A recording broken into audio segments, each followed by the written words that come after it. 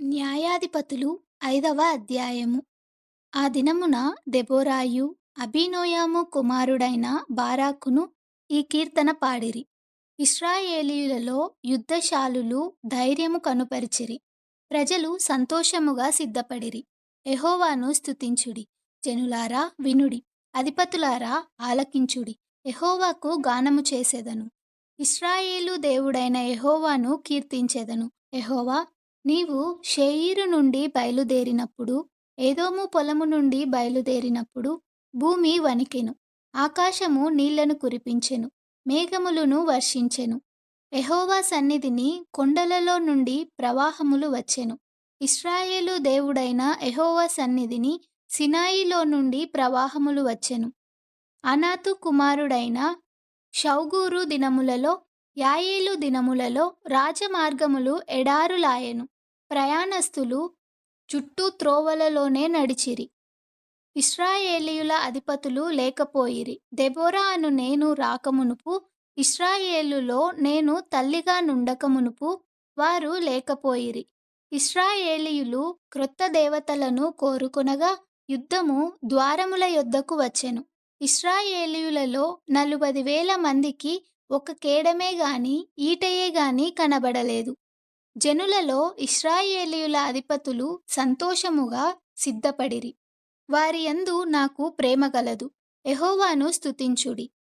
తెల్లగాడిదలనెక్కువారలారా, తివాసుల మీద కూర్చుండువారలారా, త్రోవలో నడుచువారలారా, ఈ సంగతి ప్రకటించుడి.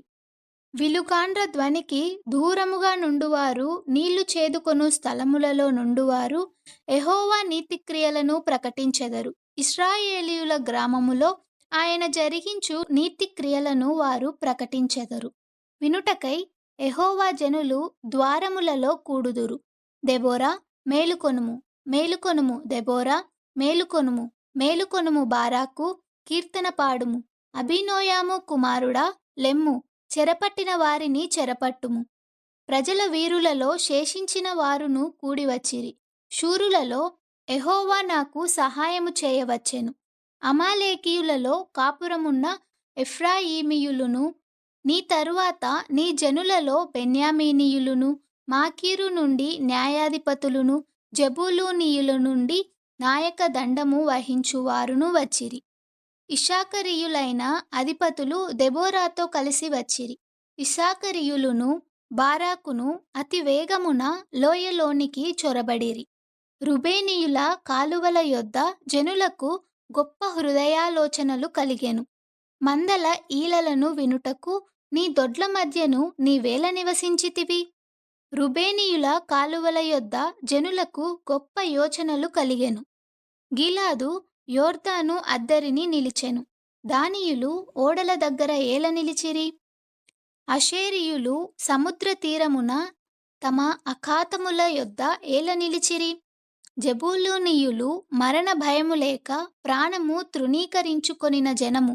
నఫ్తాలీయులు భూమి మెట్టల మీద ప్రాణము తృణీకరించిరి. రాజులు వచ్చి యుద్ధము చేసిరి. మెగిద్దో కాలువల యొద్దనున్న తానాకులో కానాను రాజులు యుద్ధము చేసిరి. వెండి లాభము వారు తీసుకొనలేదు. నక్షత్రములు ఆకాశము నుండి యుద్ధము చేసెను. నక్షత్రములు తమ మార్గములలో నుండి సిసేరాతో యుద్ధము చేసెను. కీషోను వాగు వెంబడి, పురాతనపు వాగైన కీసోను వెంబడి వారు కొట్టుకొని పోయిరి. నా ప్రాణమా, నీవు బలము పూని సాగుము. గుర్రముల డెక్కలు శూరులను త్రొక్కెను. గుర్రములు ఎగసి ఎగసి శూరులను త్రొక్కెను. యెహోవా దూత ఇట్లనెను, మేరోజును శపించుడి, దాని నివాసుల మీద మహాశాపము నిలుపుడి. యెహోవా సహాయమునకు వారు రాలేదు. బలిష్ఠులతో కూడి యెహోవా సహాయమునకు వారు రాలేదు. కయీనీయుడైన హెబెరు భార్య యాయేలు స్త్రీలలో దీవెన నొందును. గుడారములలో నుండు స్త్రీలలో ఆమె దీవెన నొందును. అతడు దాహమడిగెను, ఆమె పాలు తెచ్చి ఇచ్చెను. సర్దారులకు తగిన పాత్రలో మీగడ తెచ్చి ఇచ్చెను. ఆమె మేకును చేత పట్టుకొనెను. పనివాని సుత్తెను కుడిచేత పట్టుకొని సిసేరాను కొట్టెను. వాని తలను ఆమె పగులగొట్టెను. ఆమె అతని తలను సుత్తెతో కొట్టగా అది పగిలెను. అతడు ఆమె కాళ్ళ యొద్ద కృంగిపడి పరుండెను. ఆమె కాళ్ళ యొద్ద కృంగిపడెను. అతడు ఎక్కడ కృంగెనో అక్కడనే పడి చచ్చెను. సిసెరా తల్లి కిటికీలో నుండి చూచెను. అల్లిక కిటికీలో నుండి చూచి కేకలు వేసెను. రాక అతని రథము తడువు చేయనేలా? అతని రథముల చక్రములు ఆలస్యము చేయనేలా? ఆమె యొద్దనున్న వివేకము గల రాజకుమార్తెలు ఈలాగుననే ఉత్తరమిచ్చిరి.